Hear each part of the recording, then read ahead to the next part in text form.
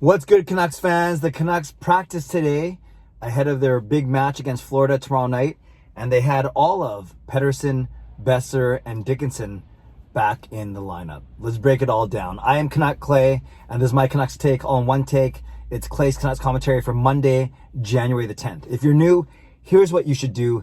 Hit the subscribe button now for daily Canucks insight that's positive, timely, and trustworthy. And as always, this vlog is brought to you by Perform Transform, personal training and weight loss. Sign up now for a free 7-day trial. Use the link in my video description. And by Van City Experts Real Estate Group. Contact Jason Lim and his team for all of your real estate needs. Thanks to everyone who joined me for my live stream last night. Went really well. Second live stream in 3 days. We went Friday night live. We went last night. And then tonight, it's Parker and me for Canucks After Dark, where we actually get to talk about some Canucks games coming up, which I'm excited about. So thanks again for those who joined me last night. And let's talk about this 5-game road trip. We know it's going to be a very tough road trip.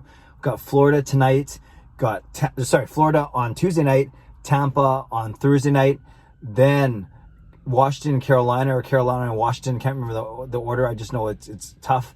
And then winding up against Nashville. These are 5 of the 6 top teams in the NHL in terms of points. Boeser is back. Petey is back. Dickinson is back. Great news for the Canucks. Those are 3 of their top 9 forwards. But in listening to Pettersson, especially Boeser talk to the media earlier today, it sounds like the quarantine rules are very, very confusing. It depends on what country you're a citizen of. It depends on where you did your quarantine. It depends on where you were placed in protocol. It sounds like Boeser did 5 days in Anaheim after he tested positive, then did another 5 days in Minnesota, it sounds like, because if he was to cross over into Canada, it would have been 10 days as opposed to 5. So Boeser did a total of 10 days. So I'm not sure how that worked, whereas Petey was put in protocol in Vancouver, did his 5 days and was out. And then you have Dickinson, who joined the team. He's Canadian citizen, so I don't know if he got back into Canada or if he stayed in the States and then went to Florida. But then you have DiGiuseppe and Dowling, who sound like that they are stuck for 15 days total as opposed to 10, maybe 5 plus 10 as opposed to 5 and 5. So the way Boeser explained it, he didn't explain it that well, but I don't blame him. I think it's really confusing. Like I said, and he said on multiple occasions how frustrating, how much it sucks, how it's very unclear, how there's miscommunication. So yeah, it's a tough situation for sure. And I'm waiting for someone to do a definitive guide on how long each quarantine period is for which players, depending on where you got tested and what country you're a citizen of. But for now, the most important thing is they're going to have those 3 players at their disposal. So interesting, Boudreau completely switched the lines up, all 3 of the top lines. So now it's Miller, Boeser, and not Pearson, but Miller, Boeser, and Podkolzin. Actually, let's go through the lines, then I'll talk about each one. So the first line listed was Miller, Boeser, and Podkolzin. This is all according to Thomas Drance. Then you had Petey with Pearson and Höglander, Horvat with Garland and Dickinson, and then Mott, Lammikko, and Highmore. Defense, usual OEL Myers, Hughes with Schenn, as Hamonick's not there still, and then Hunt with Pullman, and then of course Demko Halak. So nothing to talk about the goaltenders. We know it's Demko and Halak. Nothing to talk about the D-men with Hamonick still out. It's still Hughes and Schenn, OEL Myers, then Hunt and Pullman. That means Burrows is the extra guy. But it's up front where things look very interesting. And the fourth line's the same of Mott, Lammikko, and Highmore, because you're not going to bump any of those guys up, especially with our top 9 all healthy and practicing. But you remember, when the Canucks started their winning streak under Boudreau, they were rolling out lines of Miller, Boeser, Pearson, then Horvat, Dickinson, Höglander, and then Podkolzin, Pettersson, Garland.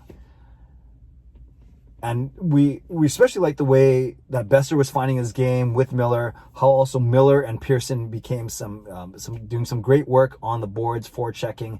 Then you had Petey, Podkolzin, and Garland who showed some flashes of offensive flair.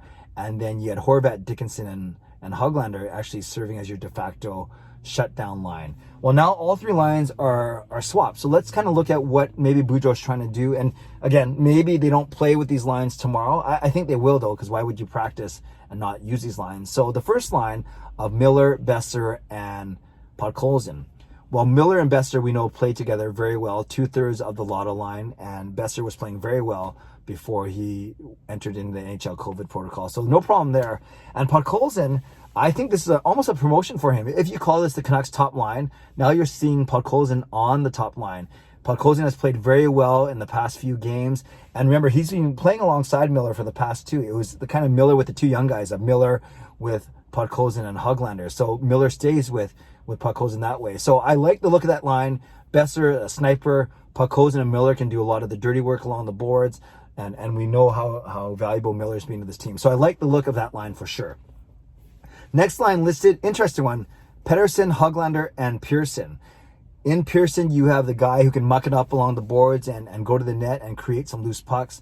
PD, we're still waiting for him to get going, and maybe coming out of COVID protocol, he's ready, hungry, and ready to go. And you have Höglander, who's really improved his game in the past little bit as well, at the same time as Podkolzin has. It's nice to see those two young players playing well. And Pettersson has taken some shifts with Höglander before. Not a lot, though. Pettersson has also taken some shifts with Pearson. Not a lot. So I'm really interested to see how this line goes. This is a line where I could see it could go really well if they mesh well, or I could see this line kind of stumbling a little bit. So hopefully it's the former, not the latter, but we will see tomorrow night. And then your third line, you still have Horvat with Dickinson. I think Bruce Boudreau really likes that pairing as a shutdown pairing. Again, Horvat with Dickinson. Dickinson can slide to the middle and take some draws if you need him to, although he's not as good as Horvat, but a very responsible defensive player. Dickinson not doing much offensively, but maybe you don't need him to do much offensively. And then you have Garland, and I think Horvat will be very excited to play with Garland. You know, at the start of the year, I was advocating for Horvat with Garland and Höglander. Horvat's played with Höglander a lot, but not with Garland. So let's see what happens here. Garland, not the biggest guy as we know, but definitely his effort, his work rate is always there.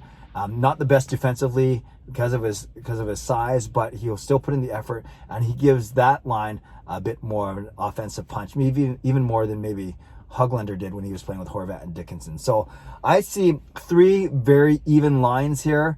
The Miller line I think is going to be fine. I think the Horvat line is going to be fine for a shutdown line. I think the wild card here is the Pettersson, Pearson, Höglander line, and if they can score and provide some scoring as well, not even depth scoring, they're among, PD's supposed to be a really good player, so if they can score, then I think this makes the team look a lot more dangerous, and they're going to need to be dangerous playing against a very good Florida team tomorrow night. So again, tomorrow I will preview tomorrow night's game in more detail.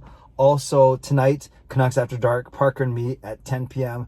But right now, in the comments, let me know if you heard Boeser's comments, if you can make any sense of these quarantine rules, and let me know, more importantly, what you think of these line combinations. Boeser, Miller, Podkolzin, Pettersson, Pearson, Höglander, Horvat, Dickinson, and Garland. Let me know what you think in the comments below of these line combos. Shout out to my legends. Legendary Lucas Gates, legendary Justin Credible, legendary Andrew Chang. Can't believe I stumbled on that one. Shout outs to my hero members, Nux fan number 29 and Carol Bovenlander, and to Hall of Fame members, Jens95, Sim Alexander, Chris Seifert, Adam Brewfield, Shannon Hollingworth, and HSM Fangirl Gaming. Thanks for your support as always, and thanks to the support of all members of all levels. You're listed in my video descriptions. If you want to become a member of the CCC Crew, press the join button underneath this during my videos on the memberships tab on my YouTube channel. Subscribe if you'd like to, like this video if you'd like to, become a member or upgrade if you'd like to, leave a comment down below if you'd like to. Would love to know your thoughts on these new look line combinations. My friends, as always, stay safe, stay healthy, take care of yourselves, and take care of each other. Thanks for watching, and have a great day. God bless. Go Canucks, go.